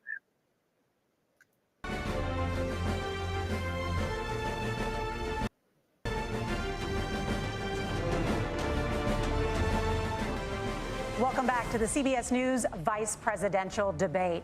We want to turn now to America's gun violence epidemic. The leading cause of death for children and teens in America is by firearms. Senator Vance, you oppose most gun legislation that Democrats claim would curb gun violence. You oppose red flag gun laws and legislation to ban certain semi-automatic rifles, including AR-15s. So let me ask you, earlier this year, for the first time, the parents of a school shooter were convicted of involuntary manslaughter and sentenced to 10 years in prison. Do you think holding parents responsible could curb mass shootings? I'll give you 2 minutes. Yeah, well, Nora, on that particular case, I don't know the full details, but I certainly trust local law enforcement and local authorities to make those decisions. I think in some cases the answer is going to be yes, and in some cases the answer is going to be no. And the details really matter here, of course. For example, if a kid steals a gun, that's going to be different than if a parent hands over a gun knowing that their kid is potentially dangerous. But look, I want to just sort of speak as a father of 3 beautiful little kids, and our oldest is now in 2nd grade. And like a lot of parents, we send our kids to school with such hope and such joy and such pride at their little faces on the first day of school. And we know, unfortunately, that a lot of kids are going to experience this terrible epidemic of gun violence. And of course, our hearts go out to the families that are affected by this terrible stuff. And we do have to do better. And I think that Governor Walz and I actually probably agree that we need to do better on this. The question is just, how do we actually do it? Now, here's something that really bothers me and worries me about this epidemic of violence. The gross majority, close to 90% in some of the statistics I've seen, of the gun violence in this country is committed with illegally obtained firearms. And while we're on that topic, we know that thanks to Kamala Harris's open border, we've seen a massive influx in the number of illegal guns run by the Mexican drug cartels. So that number, the amount of illegal guns in our country is higher today than it was 3.5 years ago. But what do we do about the schools? What do we do to protect our kids? And I think the answer is, and I say this not loving the answer, because I don't want my kids to go to school in a school that feels unsafe or where there are visible signs of security. But I unfortunately think that we have to increase security in our schools. We have to make the doors lock better. We have to make the doors stronger. We've got to make the windows stronger. And of course, we've got to increase school resource officers, because the idea that we can magically wave a wand and take guns out of the hands of bad guys, it just doesn't fit with recent experience. So we've got to make our schools safer. And I think we've got to have some common sense bipartisan solutions for how to do that. Governor, you have 2 minutes. Well, I think all the parents watching tonight, this is your biggest nightmare. Look, I got a 17-year-old, and he witnessed a shooting at a community center playing volleyball. Those things don't leave you. As a member of Congress, I sat in my office surrounded by dozens of the Sandy Hook parents, and they were looking at my 7-year-old picture on the wall. Their 7-year-old were dead, and they were asking us to do something. And look, I'm a hunter. I own firearms. The vice president is. We understand that the Second Amendment is there, but our first responsibility is to our kids to figure this out. In Minnesota, we've enacted enhanced red flag laws, enhanced background checks, and we can start to get data. But here's the problem. If we really want to solve this, we've got folks that won't allow research to be even done on gun violence. And this idea that we should just live with it, and here's what I do think, that this is a good start to the conversation. I 100% believe that Senator Vance hates it when these kids, it's abhorrent and it breaks your heart. I agree with that. But that's not far enough when we know there are things that worked. I've spent time in Finland and seen some Finnish schools. They don't have this happen, even though they have a high gun ownership rate in the country. There are reasonable things that we can do to make a difference. It's not infringing on your Second Amendment. And the idea to have some of these weapons out there, it just doesn't make any sense. Kamala Harris, as an attorney general, worked on this issue. She knows that it's there. No one's trying to scaremonger and say we're taking your guns, but I ask all of you out there, do you want your schools hardened to look like a fort? Is that what we have to go? When we know there's countries around the world that their children aren't practicing these types of drills. They're being kids. We owe it to them to get a fix. These are things that shouldn't be that difficult. You can still keep your firearms, and we can make a difference. We have to. If you're listening tonight, this breaks your heart. Senator. Tim, first of all, I didn't know that your 17-year-old witnessed a shooting. I'm sorry about that, and I hope that he's doing okay. Christ have mercy. It is awful. And I appreciate what Tim said, actually, about Finland, because I do think it illustrates some of the frankly, weird differences between our own country's gun violence problem and Finland. Is, okay, first of all, we have way higher rates of mental health abuse, or mental health substance abuse. We have way higher rates of depression, way higher rates of anxiety. We unfortunately have a mental health crisis in this country that I really do think that we need to get to the root causes of, because I don't think it's the whole reason why we have such a bad gun violence problem, but I do think it's a big piece of it.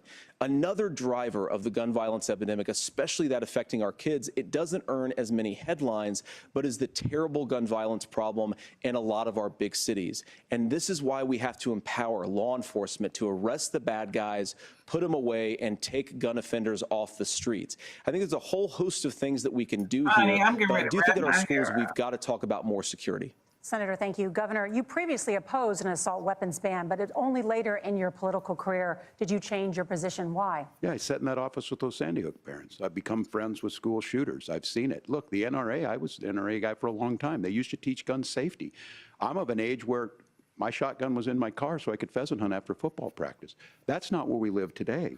And several things I want to mention on this is, talking about cities and where it's at, the number one where the most firearm deaths happen in Minnesota are rural suicides. And we have an epidemic of children getting guns and shooting themselves. And so we have, and we should look at all of the issues. making sure folks have health care and all that, but I want to be very careful. This idea of stigmatizing mental health, just because you have a mental health issue doesn't mean you're violent. And I think what we end up doing is we start looking for a scapegoat. Sometimes it just is the guns. It's just the guns, and there are things that you can do about it. But I do think that this is one, and I think this is a healthy conversation. I think there's a capacity to find solutions on this that work, protect Second Amendment, protect our children. That's our priority. Gentlemen, thank you. Margaret? Thank you, Nora. Let's Great turn now to the exchange. top Great contributor exchange. to inflation, the high cost of housing and rent. There's a shortage of more than 4 million homes in the United States, and that contributes to the high housing prices. Governor Walz, the Harris campaign promises a $25,000 down payment assistance for first-time home buyers and a $10,000 tax credit. They also promise to build 3 million new homes. Where are you building these homes, and won't handing out that kind of money just drive up prices higher? No, it's not handing out. First, let me say this issue of housing, and I think those of you listening on this, the problem we've had is that we've got a lot of folks that see housing as another commodity. It can be bought up, it can be shifted, it can be moved around. Those are not folks living in those houses. Those of you listening tonight, that house is a big deal. I bought and owned one house in my life. My mom still lives in the house where I was. And when I think of a house, I'm thinking of Christmas services after midnight mass where you go with your family. We need to make it more affordable. And one of the things, as I said, this program that the Vice President is pushing forward and bringing a new way of approaching this is something we're doing in Minnesota from that lead. We in the state invested in making sure our housing was the biggest investment that we'd ever made in housing. It starts to make it easier. We cut some of the red tape. Local folks, look, we can't do it at the federal level, but local folks make it easier to build those homes. And then that down payment assistance. I can tell all of you out there, certainly for me, using the GI Bill was one thing, but a veteran's home loan, the big thing about a veteran's home loan is you don't have to pay the down payment. Those are things that make it there. Now, look, you're going to pay it back, and you're going to pay your mortgage. Those are things that we know in the long run, the appreciated value, the generational wealth that's created from it. And I will give Minneapolis an example. Minneapolis is the one city where we've seen the lowest inflation rates. We've seen a 12% increase in stock because we've put some of these things in, and we're implementing a state program to make sure we give some of that down payment assistance. We get it back from people because here's what we know. People with stable housing end up with stable jobs. People with stable housing have their kids able to get to school. All of those things in the long run end up saving our money. And that's the thing that I think we should be able to find some common ground in, but we can't blame immigrants for the only reason. That's not the case that's happening in many cities. The fact of the matter is that we don't have enough naturally affordable housing, but we can make sure that the government's there to help kickstart it, create that base. Governor, your time is up. Senator Vance, as far as your campaign's position, the promise is to seize federal lands to build homes, remove regulation, provide tax breaks, and cut back on immigration, which you say pushes up prices.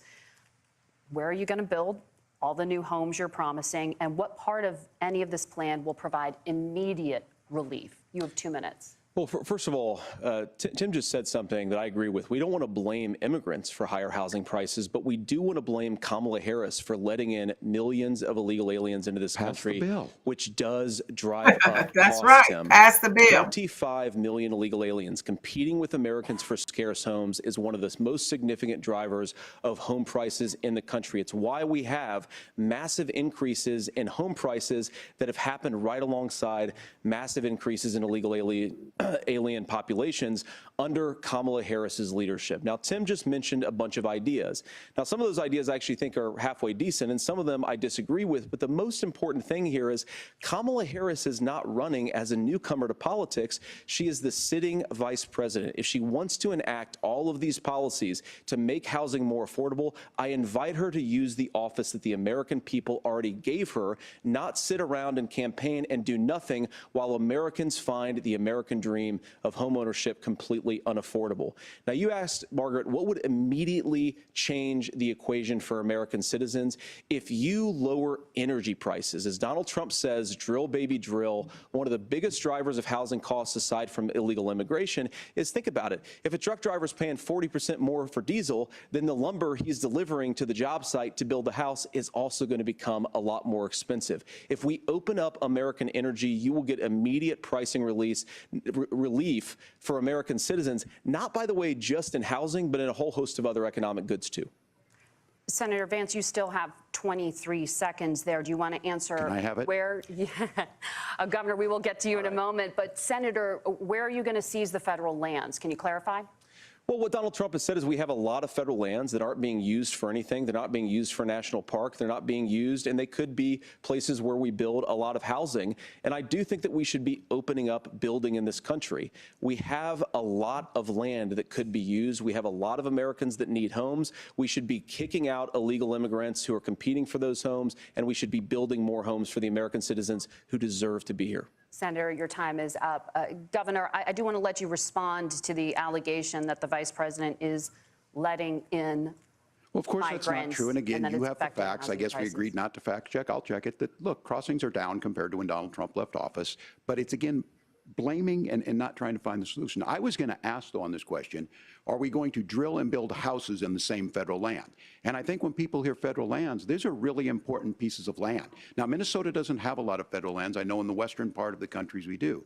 There's not a lot of federal lands in and around Minneapolis, for example. So the issue is I don't understand the federal lands issue unless we see this, and I worry about this as someone who cares deeply about our national parks and our federal lands. Look, Minnesota, we protect these things. We've got about 20% of the world's fresh water. These lands protect. They're there for a reason. They belong to all of us. But again, this is when you view housing and you view these things as commodities. Like, there's a chance to make money here. Let's take this federal land and let's sell it to people for that. I think there's better ways to do this. We've seen it in Minnesota. We're able to refurbish some of these houses. We're able to make some investments. That gets people in. And I'm still on the fact on this. Economists, Senator Vance, you said you don't like the economists. Which economists are saying that it is immigrants that's adding to the cost? Governor, your time is up. But Senator, on that point, I'd like for you to clarify. There are many contributing factors to high housing costs. What evidence do you have that migrants are part of this problem? Well, there's a Federal Reserve study that we're happy to share after the debate. We'll put it up on social media, actually, that really drills down on the connection between increased levels of migration, especially illegal immigration, and higher housing prices. Now, of course, Margaret, that's not the entire driver of higher housing prices. It's also the regulatory regime of Kamala Harris. Look, we are a country of builders. We're a country of doers. We're a country of explorers. But we increasingly have a federal administration that makes it harder to develop our resources, makes it harder to build things, and wants to throw people in jail for not doing everything exactly as Kamala Harris says they have to do. And what that means is that you have a lot of people who would love to build homes who aren't able to build homes. I actually agree with Tim Walz. We should get out of this idea of housing as a commodity. But the thing that has most turned housing into a commodity is giving it away to millions upon millions of people who have no legal right to be here. What are the federal regulations? I deal with this as a governor. You can very quickly reply. I'm sorry. I get this as a governor, and I don't necessarily disagree with that in some cases, many of those are local, many of them are state. I don't know which ones are federal, but I think whenever we talk regulations, people think they can get rid of them. I think you want to be able to get out of your house in a fire. I think you want to make sure that it's fireproof and those types of things. So which are the regulations? Because the vice president's not responsible for those. Congress writes those. Governor, thank you. Gentlemen, we have a lot to get to. You're passionate about the housing crisis, I can tell. But Nora? Thank you. One of the top problems facing Americans is the high cost of health care. Senator Vance, at the last presidential debate, former President Trump was asked about replacing the Affordable Care Act. In response, he said, "I have concepts of a plan." Since then, Senator, you've talked about changing how chronically ill Americans get health insurance. Can you explain how that would work? And can you guarantee that Americans with pre-existing conditions won't pay more? I'll give you 2 minutes. Well, of course, we're going to cover Americans with pre-existing conditions. In fact, a lot of my family members have gotten health care I believe, members of my family actually got private health insurance, at least for the first time, switched off of Medicaid onto private insurance for the first time under Donald Trump's leadership. And I think that, a lot of people have criticized this concepts of a plan remark. Look, it's very simple common sense. I think as Tim Walz knows from 12 years in Congress, you're not going to propose a 900-page bill standing on a debate stage. It would bore everybody to tears, and it wouldn't actually mean anything because part of this is the give and take of bipartisan negotiation. Now, when Donald Trump was actually president, and again, he has a record to be proud of, prescription drugs fell in 2018 for the first time in a very long time. Under Kamala Harris's leadership, prescription drugs are up about 7%. Under Donald Trump's entire 4 years, they were up about 1.5%. He introduced pricing transparency. Think about healthcare. You go into a hospital, you try to buy something, and nobody knows what it actually costs. That price transparency will actually give American consumers a little bit more choice and will also drive down costs.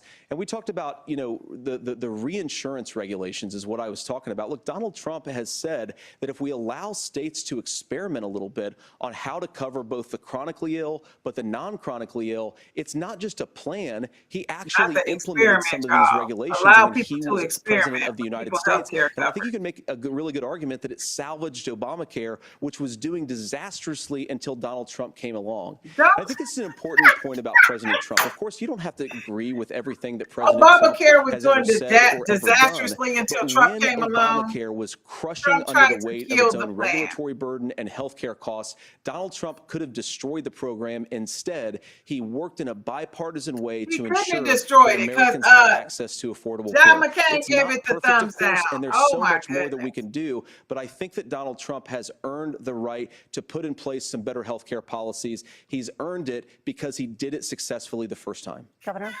All right, here's where being an old guy gives you some history. I was there at the creation of the ACA.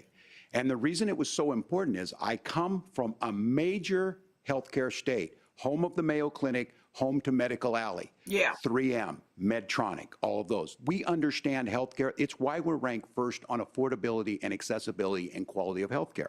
And so what I know is under Kamala Harris, more people are covered than they have before. And those of you listening, this is critical to you. Now, Donald Trump all of a sudden wants to go back and remember this. He ran on the first thing he was going to do on day one was to repeal Obamacare. On day one, he tried to sign an executive order to repeal the ACA. He signed on to a lawsuit to repeal the ACA, but lost at the Supreme Court.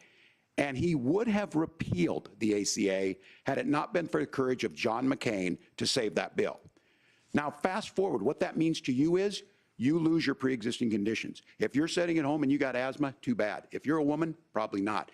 Broke your foot during football, might kick you out. Your kids get kicked out when they're 26. Kamala Harris negotiated drug prices for the first time with Medicare. We have 10 drugs that will come online, the most common ones that'll be there. But look, this issue, and when Donald Trump said, I've got a concept of a plan, it cracked me up as a fourth grade teacher because my kids would have never given me that.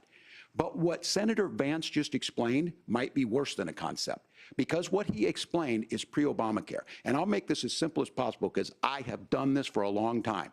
What they're saying is, if you're healthy, why should you be paying more?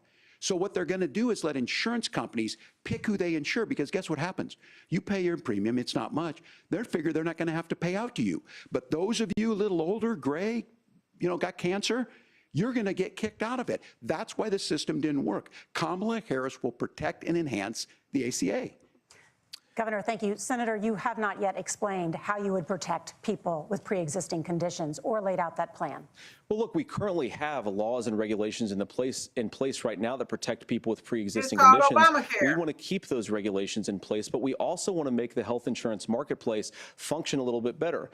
Now, what Governor Walz just said is actually not true. A lot of what happened, and the reason that Obamacare was crushing under its own weight, is that a lot of young and healthy people were leaving the exchanges. Donald Trump actually helped address that problem, and he did so in a way that preserved people's access to coverage who had pre-existing conditions. But again, something that these guys do is they make a lot of claims about if Donald Trump becomes president, all of these terrible consequences are going to ensue. But in reality, Donald Trump was president. Inflation was low. Take-home pay was higher. And he saved the very program from a Democratic administration that was collapsing and would have collapsed absent his leadership. How did he save did his it when he job, was which trying is to sue govern the people? in a What an bipartisan way idiot. and get results, not just complain about problems, but actually solve them. Governor, did enrollment under the Affordable Care Act go up under the Trump administration? It's higher now that we've seen it go up. Look, people are using it. The system works. And the question about this of young people or whatever, that's the individual mandate piece of this. And Republicans fought tooth and nail saying, well, Americans should be free to do this. Well, then what happens is... So you think the individual mandate's a good idea? You shrink. I think the idea of making sure the risk pool is broad enough to cover everyone, that's the only way insurance works. When it doesn't, it collapses. You are asking pre-ACA where we get people out. Look, people know that they need to be on health care. People expect it to be there. And when we are able to make it, and we are making it this way, when we incentivize people to be in the market, when we help people who might not be able to afford it get there, and we make sure then when you get sick and old, it's there for you. Because I heard people say, well, I don't want to buy into Medicare or whatever. Good luck buying health care once you get past 70. So look, the ACA works. We can continue to do better. Kamala Harris did that. The way she made everything better was negotiating those 10 drugs on Medicare for the first time in American history. Thank you. Margaret? Can I address that? I apologize. We're out of time. We have a number of subjects to discuss. Margaret? Let's talk about families in America. There is a child care crisis in this country, and the United States is one of the very few developed countries in the world without a national paid leave program for new parents. Governor Walz, you've said that if Democrats win both the White House and Congress, this is a day one priority for you. How long should employers be required to pay workers while they are home taking care of their newborns? You have 2 minutes. Yeah, well, that's negotiable, and that's what Congress worked. But here's what the deal is. Americans sitting out there right now, you may work for a big company. Look, we're home in Minnesota to some of the largest Fortune 500 companies. Kamala Harris knows that in California. Those companies provide paid family and medical leave. One is, I think they're moral and they think it's a good thing, but it also keeps their employees healthy. We in Minnesota passed a paid family and medical leave. You have a child, and I had to go back to work 5 days after my kids were born. This allows you to stay home a certain amount of time. What we know is that gets the child off to a better start, the family works better, we stay in their employers, we get more consistency in that. So Kamala Harris has made it a priority. We implemented it in Minnesota and we see growth. That's how you become a pro-business state. But the negotiations on it, and here's the issue, those big companies are able to offer it. Those of you out there who don't have it, just imagine what happens if you get cancer or your child gets sick. We know what happens. You end up staying home. In some places, that means no paycheck because you've got no protection on that. This is the case of an economy that Donald Trump has set for the wealthiest amongst us. He's willing to give those tax breaks to the wealthiest. He's willing to say, bust those unions up, do whatever. What we're saying is the economy works best when it works for all of us. And so a paid family medical leave program, and I will tell you, go to the families or go to the businesses and ask them. As far as childcare on this, you have to take it at both the supply and the demand side. You can't expect the most important people in our lives to take either our children or our parents to get paid the least amount of money. And we have to make it easier for folks to be able to get into that business and then to make sure that folks are able to pay for that. We were able to do it in Minnesota, and I'm still telling you this. We were listed as the best state. We're still in crisis on this. A federal program of paid family and medical leave and help with this will enhance our workforce, enhance our families, and make it easier to have the children that you want. Governor, your time is up. Senator, do you support a national paid leave program? And if so, for how long should employers be mandated to pay their employees while they are home taking care of their newborn? You have 2 minutes. Yeah, well, first of all, Margaret, a number of my Republican colleagues and some Democrats, too, have worked on this issue. And I think there is a bipartisan solution here because a lot of us care about this issue.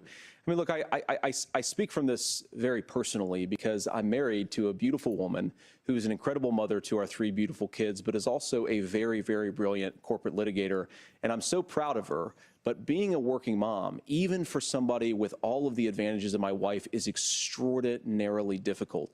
And it's not just difficult from a policy perspective. She actually had access to paid family leave because she worked for a bigger company. But the cultural pressure on young families and especially young women, I think makes it really hard for people to choose the family model they want. A lot of young women would like to go back to work immediately. Some would like to spend a little time home with the kids. Some would like to spend longer at home with the kids. We should have a family care model that makes choice possible. And I think this is a very important substantive difference between Donald Trump and Kamala Harris's approach.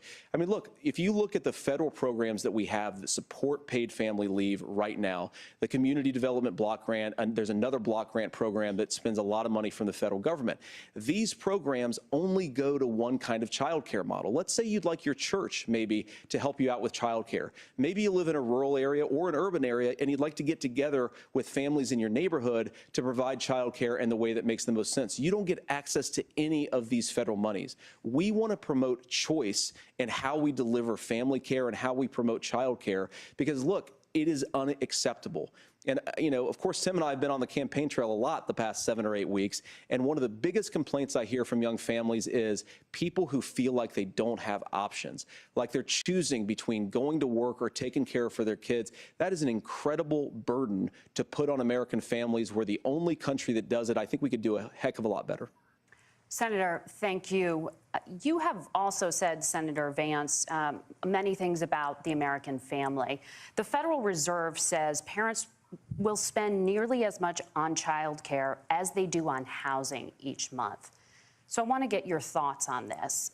President Trump recently said, as much as child care is talked about as being expensive, it's relatively speaking not very expensive compared to the kinds of numbers we'll be taking in. Is President Trump committed to the $5,000 per child tax credit that you have described? You have 1 minute. Well, what President Trump said, Margaret, I just want to defend my running mate here a little bit, is that we're going to be taking in a lot of money by penalizing companies for shipping jobs overseas and penalizing countries who employ slave laborers and then ship their products back into our country and undercut the wages of American workers. It's the heart of the Donald Trump economic plan. Cut taxes for American workers and American families. Cut taxes for businesses that are hiring and building companies in the United States of America, but penalize companies and countries that are shipping jobs overseas. That's the heart of the economic proposal. And I think what President Trump is saying is that when we bring in this additional revenue with higher economic growth, we're going to be able to provide paid family leave, child care options that are viable and workable for a lot of American families. Can you clarify how that will solve the child care shortage? Well, because as Tim said, a lot of the child care shortage is we just don't have enough resources going into the multiple people who could be providing family care options. And we're going to have to, unfortunately, look, we're going to have to spend more money. We're going to have to induce more people to want to provide child care options for American families, because the reason it's so expensive right now is because you've got way too few people providing this very essential service. Thank you, Senator. Governor Walz, your ticket also has some child care tax credit proposals. Do you think Congress will agree to the $6,000 credit for newborns and $3,000 credit for children over the age of 6, as your campaign has promised? Is that realistic? Well, if these members of Congress are listening to anybody, I can tell you, and this is the biggest issue. Everybody listening tonight knows. I mean, I'm sure they were shocked to hear it's not that expensive. And let's be clear, whether it's $5,000 or $6,000, that pays you about 3 or 4 months. Let's be clear of where we're at on this. It's because we got out of an imbalance on this. We thought we were going to get by not paying people. I don't think Senator Vance and I are that far apart. I'm not opposed to what he's talking about on options. We've done scholarships types of things. I think we need to be open to making the case. But the issue here is, the question you asked is, you're not going to pay for it with these tariffs. That's just adding another $4,000 on the family and taking less. So not only do they not get the money to pay for that, they're $4,000 in the hole. That's Wharton School. That's his alma mater. And so I think the issue here is, if those members of Congress, I can't believe they're not. When I go to businesses, sure, they'll talk about taxes sometime, but they will lead with childcare and they will lead with housing, because we know the problem is, especially in a state like Minnesota, we need more workers because our economy is growing, but we need the workforce. Governor, thank you. We need to move on. Nora? Let's talk about the state of democracy, the top issue for Americans after the economy and inflation. After the 2020 election, President Trump's campaign and others filed 62 lawsuits contesting the results. Judges, including those appointed by President Trump and other Republican presidents, looked at the evidence and said there was no widespread fraud. The governors of every state in the nation, Republicans and Democrats, certified the 2020 election results and sent a legal slate of electors to Congress for January 6th. Senator Vance, you have said you would not have certified the last presidential election and would have asked the states to submit alternative electors. That has been called unconstitutional and illegal. Would you again seek to challenge this year's election results, even if every governor certifies the results? I'll give you 2 minutes. Well, Nora, first of all, I think that we're focused on the future. We need to figure out how to solve the inflation crisis caused by Kamala Harris's policies, make housing affordable, make groceries affordable, and that's what we're focused on. But I want to answer your question because you did ask it. Look, what President Trump has said is that there were problems in 2020, and my own belief is that we should fight about those issues, debate those issues peacefully in the public square, and that's all I've said, and that's all that Donald Trump has said. Remember, he said that on January the 6th, the protesters ought to protest peacefully. And on January the 20th, what happened? Joe Biden became the president. Donald Trump left the White House. And now, of course, unfortunately, we have all of the negative policies that have come from the Harris-Biden administration. I believe that we actually do have a threat to democracy in this country, but unfortunately, it's not the threat to democracy that Kamala Harris and Tim Walz want to talk about. It is the threat of censorship. It's Americans casting aside lifelong friendships because of disagreements over politics. It's big technology companies silencing their fellow citizens. And it's Kamala Harris saying that rather than debate and persuade her fellow Americans, she'd like to censor people who engage in misinformation. I think that is a much bigger threat to democracy than anything that we've seen in this country in the last 4 years, in the last 40 years. Now, I'm really proud, especially given that I was raised by two lifelong blue-collar Democrats, to have the endorsement of Bobby Kennedy Jr. and Tulsi Gabbard, lifelong leaders in the Democratic coalition. And of course, they don't agree with me and Donald Trump on every issue. We don't have to agree on every issue, but we're united behind a basic American First Amendment principle that we ought to debate our differences. We ought to argue about them. We ought to try to persuade our fellow Americans. Kamala Harris is engaged in censorship at an industrial scale. She did it during COVID. She's done it over a number of other issues. And that, to me, is a much bigger threat to democracy than what Donald Trump said when he said that protesters should peacefully protest on January the 6th. Governor? Well, I've enjoyed tonight's debate, and I think there was a lot of commonality here. And I'm sympathetic to misspeaking on things, and I think I might have with the senator. Me too, man. There's one though that this one is troubling to me, and I say that because I think we need to tell the story. Donald Trump refused to acknowledge this, and the fact is that I don't think we can be the frog in the pot and let the boiling water go up. He was very clear. I mean, he lost this election, and he said he didn't. 140 police officers were beaten at the Capitol that day, some with the American flag, several later died. And it wasn't just in there. In Minnesota, a group gathered on the state capitol grounds in St. Paul and said, we're marching to the governor's residence and there may be casualties. The only person there was my son and his dog, who was rushed out crying by state police. That issue, and Mike Pence standing there as they were chanting, hang Mike Pence. Mike Pence made the right decision. So, Senator, it was adjudicated over and over and over. I worked with kids long enough to know, and I said as a football coach, sometimes you really want to win, but the democracy is bigger than winning an election. You shake hands, and then you try and do everything you can to help the other side win. That's what was at stake here. Now, the thing I'm most concerned about is the idea that imprisoning your political opponents, already laying the groundwork for people not accepting this. And a president's words matter. A president's words matter. People hear that. So I think this issue of settling our differences at the ballot box, shaking hands when we lose, being honest about it, but to deny what happened on January 6th, the first time in American history that a president or anyone tried to overturn a fair election and the peaceful transfer of power. And here we are 4 years later in the same boat. I will tell you this, that when this is over, we need to shake hands this election, and the winner needs to be the winner. This has got to stop. It's tearing our country apart. Margaret? Senator Vance, did you want to respond to that?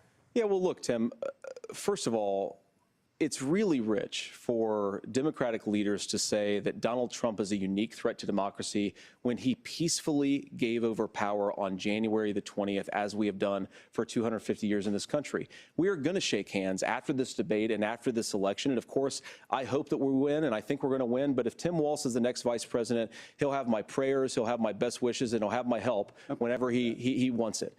But we have to remember that for years in this country, Democrats protested the results of elections. Hillary Clinton in 2016 said that Donald Trump had the election stolen by Vladimir Putin because the Russians bought like $500,000 worth of Facebook ads.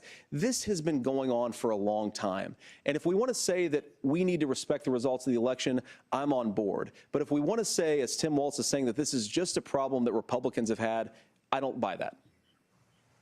Governor. January 6th was not Facebook ads. And I think a revisionist history on this. Look, I don't understand how we got to this point.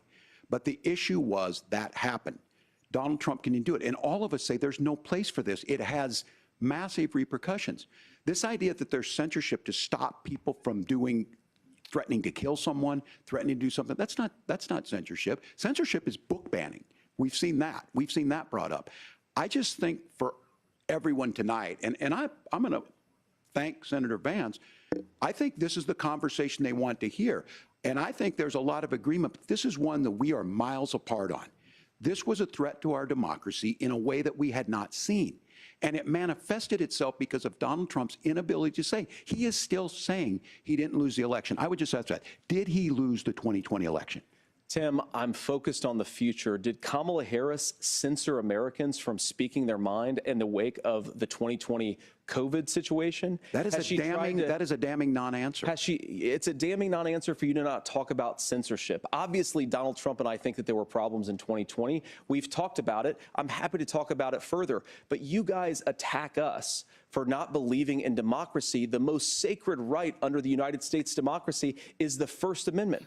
You yourself have said there's no First Amendment right to misinformation. Kamala Harris wants to use the power of government and big tech to silence people from speaking their minds. That is a threat to democracy that will long outlive this present political moment. I would like Democrats and Republicans to both reject censorship. Let's persuade one another. Let's argue about ideas, and then let's come together afterwards. You can't yell fire in a crowded theater. That's the test. That's the Supreme Court test. Tim, fire in a crowded theater. You guys wanted to kick people off of Facebook for saying that toddlers shouldn't wear masks. Senator, the governor does have the floor. Fire in a crowded theater. That is criticizing the policies of the government, which is the right of every American. Senator, the governor does have the floor for 1 minute to respond to you. Yeah. Well, I don't run Facebook. What I do know is I see a candidate out there who refused, and now again, and this I'm pretty shocked by this. He lost the election. This is not a debate. It's not anything anywhere other than in Donald Trump's world. Because look, when Mike Pence made that decision to certify that election, that's why Mike Pence isn't on this stage. What I'm concerned about is, where is the firewall with Donald Trump? Where is the firewall if he knows he could do anything, including taking an election, and his vice president's not going to stand to it? That's what we're asking you, America. Will you stand up? Will you keep your oath of office, even if the president doesn't? And I think Kamala Harris would agree. She wouldn't have picked me if she didn't think I would do that, because of course that's what we would do. So America, I think you've got a really clear choice on this election of who's going to honor that democracy and who's going to honor Donald Trump. Governor, your time is up. Thank you, gentlemen. We will be right back with both of our candidates. The CBS News vice presidential debate continues. Okay, I think the moderators have done good thus far. I think that they have done good thus far. They said they were not going to be fact checking, but they kind of slid a couple of fact checks in there. They'll be coming back for their final last word. This definitely wasn't a but Tim Walz, he gave some good points and stuff like that. This is what a old school debate looks like, where two people bring their points in, but never this much lying on a stage since Trump has been been introduced to politics. Because back in the day, if you caught somebody lying, that could cost them the whole race. They could be kicked out of the race and replaced in 5 seconds. But just the lies and stuff. But I think JD Vance did good. That was the best he's ever done, because he is so awkward and boring to me, and always seems just so uncomfortable and like, but I think he was in his zone tonight. I think he was in his zone. I thought that it was a good debate. I think Tim Walz started off a little rocky. I think he was just like intense, just like when it's jump ball. If you the center and you doing jump ball, regardless if you 4 foot taller than a person, it's always some type of butterflies or something before you go into the game. So, but I think that I think the debate was good. They both made some concessions to each other. JD Vance he's Trump's minion, so he has to do. But I was surprised, and I was surprised that he kind of teetered away from some of the things that Trump said. But the thing that's going to happen tonight is that Trump is going to tear his ass up on Truth Social, go against everything, because this was a real debate, something the American people is used to watching. Trump is not going to like this. He's going to think that JD Vance was a punk, and he's going to go in, mark my word, he's going to go in on him, and then he's going to bring up all the cat and dog eating, the Haitians. He's going to bring all this stuff in, the border czar. He's going to bring all this stuff in, and by tomorrow, by 7 o'clock in the morning, all this stuff, everything, all the strides that JD Vance made today, Trump is going to wash them all out by 7 a.m. tomorrow. Mark my word. I guarantee you. I guarantee you. So I'm interested to see what their closing remarks are going to be. JD Vance, like I said, has been doing well the entire night, even though he's been lying. But he seems confident. He's fluid. He's fluid with his speaking. Tim Walz, he struggled in the beginning, but he came on. But he definitely had more solid answers.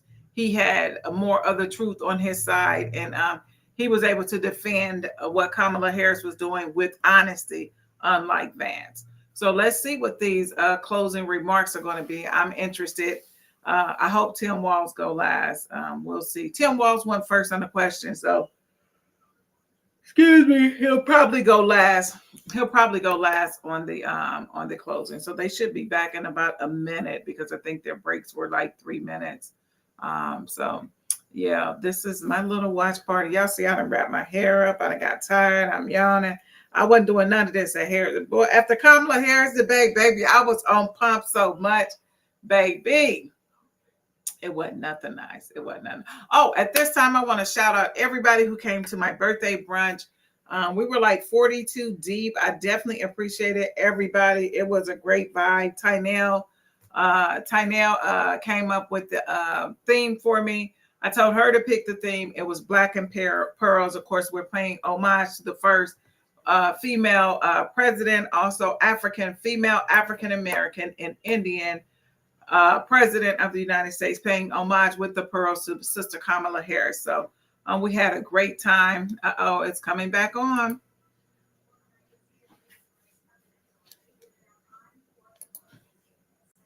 The vice presidential debate. It is now time for the closing statement. Senator Vance won the virtual coin toss and elected to go last. So, Governor Walz, you are first. You have 2 minutes. Well, thank you, Senator Vance. Thank you to CBS News. And most importantly, thank you to all of you. If you're still up and the folks who miss Dancing with Our Stars, I appreciate it. But look, the support of the democracy matters. It matters that you're here. And I'm as surprised as anybody of this coalition that Kamala Harris has built, from Bernie Sanders to Dick Cheney to Taylor Swift, and a whole bunch of folks in between there. And they don't all agree on everything, but they are truly optimistic people. They believe in a positive future of this country, and one where our politics can be better than it is. And I have to tell you, that better than it is the sense of optimism that there can be an opportunity economy that works for everyone, not just to get by, but to get ahead. And the idea that freedom really means something. Not the freedom of government to be in your bedroom or exam room, but the freedom for you to make choices about yourself. Now, look, we all know who Donald Trump is. He's told us, and as Maya Angelou said, believe him when he told you that. His first inaugural address talked about American carnage. And then he spent 4 years trying to maybe do that. Senator Vance tonight made it clear he will stand with Donald Trump's agenda. He will continue to push down that road. Excuse me.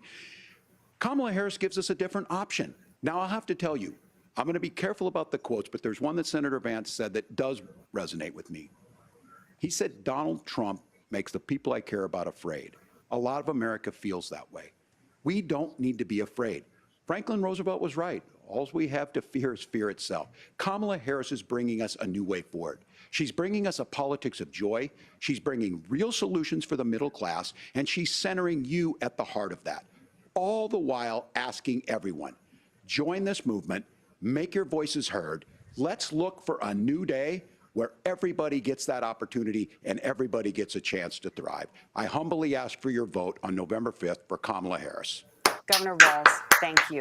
Senator Vance, your Great closing job. statement. That was a I want to thank great Governor slogan. Walz, you folks at CBS, and of course the American people for tuning in this evening. And one of the issues we didn't talk about was energy. And I remember when I was being raised by my grandmother, when she didn't have enough money to turn on the heat some nights because Ohio gets pretty cold at night and because money was often very tight. And I believe, as a person who wants to be your next vice president, that we are a rich and prosperous enough country where every American, whether they're rich or poor, ought to be able to turn on their heat in the middle of a cold winter night.